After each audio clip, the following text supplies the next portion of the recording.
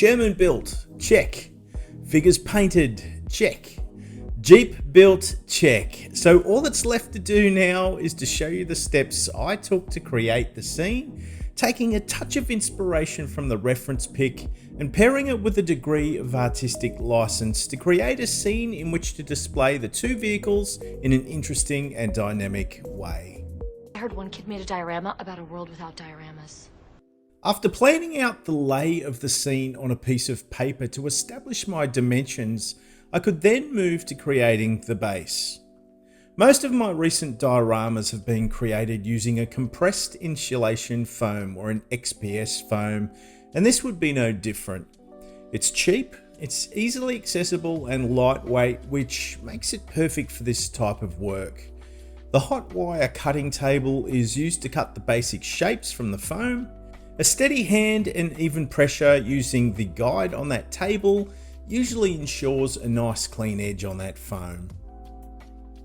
I like the idea of two sections of wall either side of the base because it should provide a backdrop of sorts, but it will add an element that should help give the impression of the tank moving through the scene. At least that's what I'm hoping for. A couple of toothpicks can be used to pin the walls in place for the time being and allowed me to get a feel for where the damage to the right hand side wall should be. One of the features of this XPS foam is I can break hunks of it away using a pair of pliers and create the foundations for that broken concrete. I'll be saving the discards because I'll be able to use them again shortly. The road section could then be loosely drawn in, and the ruts in the road can be sculpted using an alternative hot wire tool. The hot wire is a fast and efficient way to remove the bulk of that foam by melting it and carving it away. A blade and a spatula can then be used to scrape and carve away that excess and remove the foam and establish those ruts in the road. A different fitting for the wire cutter now to create the fall off on the edge of that scene. Varying levels in the groundwork is a great way to create interest across the scene, but if the Jeep is on some sort of a slight fall, it should be less likely to visually interfere with the hero of the scene, the Sherman.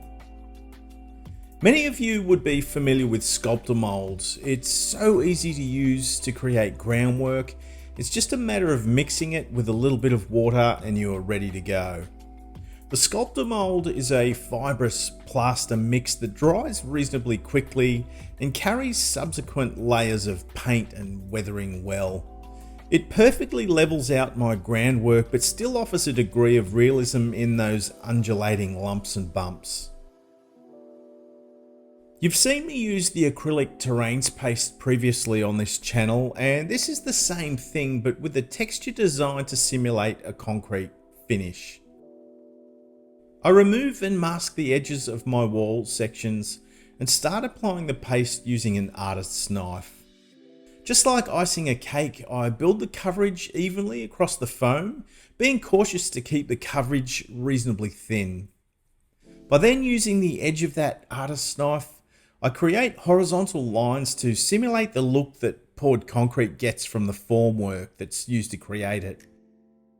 The broken section of the wall comes to life by simply stippling that paste over those broken sections. I can then use small lengths of copper wire and clip them into shape and insert them into the edge of that foam to give the look of the reinforcing bars.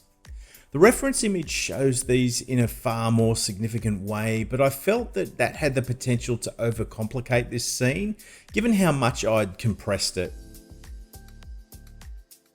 Back to the terrains paste, but this time the dark earth is used to create my groundwork. That artist's knife is again used to ice a mud cake almost, if you like, and build that coverage up over the groundwork. P.T. Barnum once said, "There's a sucker born every minute," and some might suggest me buying a small pot of gravel that I could essentially find if I took a walk around the neighbourhood would confirm that theory.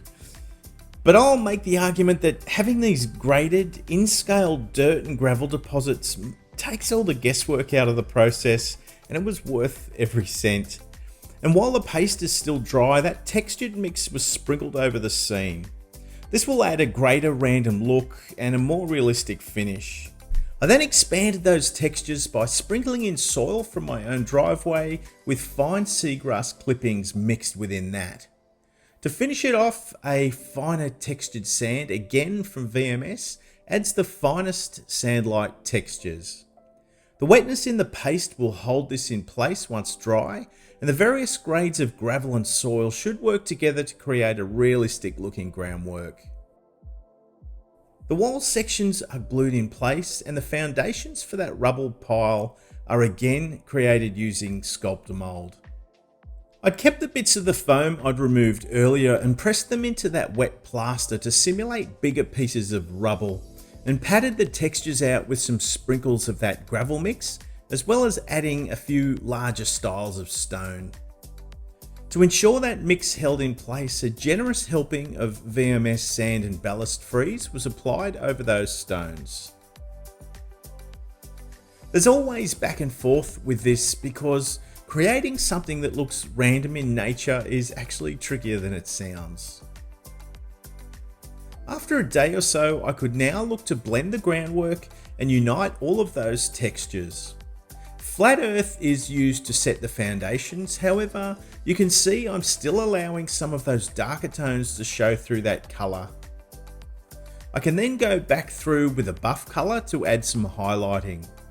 I'm working mainly over the raised areas over that undulating earth and just looking to add some varying tones over that base. The earth and the buff work beautifully together to start to build up that colour palette. By adding white to that buff mix, I can create an even lighter tone and focus that in a more refined way. The thought process is just about the same when I'm painting and highlighting a vehicle. I'm focusing on details and high points to gain attention. Layering effects and complementary colours is the key to a successful, realistic looking diorama. Because the tank is covered in improvised camouflage using foliage from the local area, I wanted to integrate a tree into the background to not only add an organic flavour to the base, but to create a taller element toward the back of that setting. Layering elements using different heights from front to back can help draw the viewer into the scene. By pairing the tree behind the wall, I'm trying to create a backdrop of sorts, much like a building facade may do in an urban setting. The tree was created using a branch from the neighbour's tree, sorry Mick, and a commercially available foliage product. By using a micro drill to first set my position and then a super glue to hold them in place, I'm able to quickly and easily make myself an authentic looking tree, which will help integrate the foliage I used on the camouflage of the Sherman, and it should all make sense. A terrains paste can then be used to help pad out the connection points and make them look less obvious. The colour of that paste was blended using thinned acrylics at a later stage prior to fitting that tree in place. It's always a good idea to test placement and reassess the concept along the way, and with the tree in place and the vehicles finding their sweet spots, I could proceed to the next stage of the build. It's also worth noting that I'd painted a couple of figures to use in the tank and had to fit them in place prior to that test fitting. The XPS foam is a great medium to create your base, but the edges don't present very well. I wanted to try something different this time and used balsa wood to dress my base. Rather than introducing a slow drying glue that can potentially cause the wood to warp and swell, I used a 3M mounting film to attach it. The basic lay of the land could then be trimmed to shape using a sharp blade. Not a bad result for a couple of dollars worth of balsa wood and some mounting film. Okay, hands up, who's zapped themselves on a static grass applicator? I'm sure I'm not alone here, guys, so be sure to let me know in the comments down below. All I'll say is if you know, you know, and it's something you'll only ever do once in your life. The static grass applicator charges the static grass fibers, and if all goes to plan, it will allow them to stand on end like actual grass does. The PVA, or wood glue if you like, should dry clear and hold the grass fibres in place. By gently tapping the base, I remove the excess static grass and save it for another project. Back to that rubble pile, and the hunks of foam have the concrete textured paste applied to help integrate them into the scene. VMS Smart Mud could then be used to fill any gaps between the terrain on the scene and that balsa wood surround. Given my time again, I would have applied the balsa veneer once the basic shapes of the groundwork were formed. The Smart Mud isn't as wet as the terrain paste though, which is the main reason I'm using it here in this step. Once dry, that dark tone was blended using again the flat earth and the buff colours, just like I did for the bulk of that base.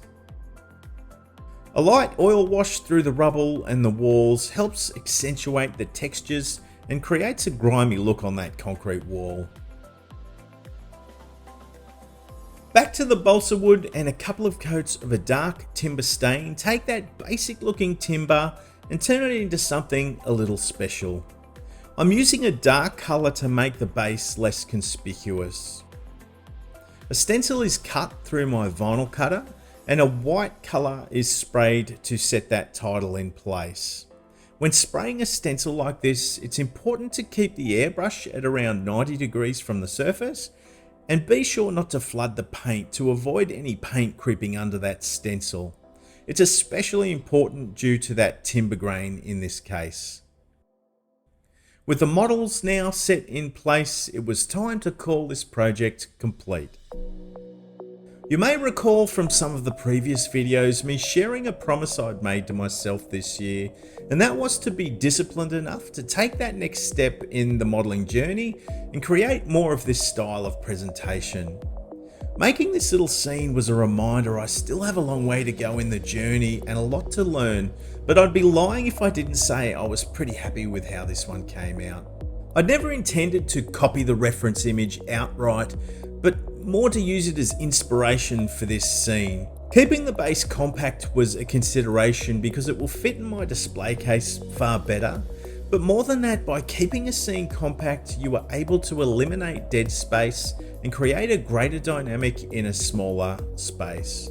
I have a lot of new techniques I want to try with my dioramas, but that will be for another time, with a few other commitments starting to line up on the workbench at the moment.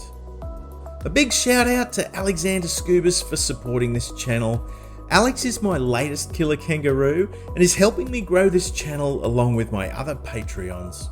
Patreon is free to join, and once you're there, you're able to select the tier that suits you best. There you will access additional content, ad-free videos, and the chance to connect with me through direct messaging. If Patreon isn't your style, then the simple act of hitting the like button and making sure you're subscribed here is a massive help and is truly appreciated. The channel is growing by the day, so thank you to everyone for your support. Remember guys, this is the greatest hobby in the world. Share it with your family and share it with your friends, and let's be proud of what we do. Until next time, I'll see you soon. Wow, there's little people and everything. They look so real.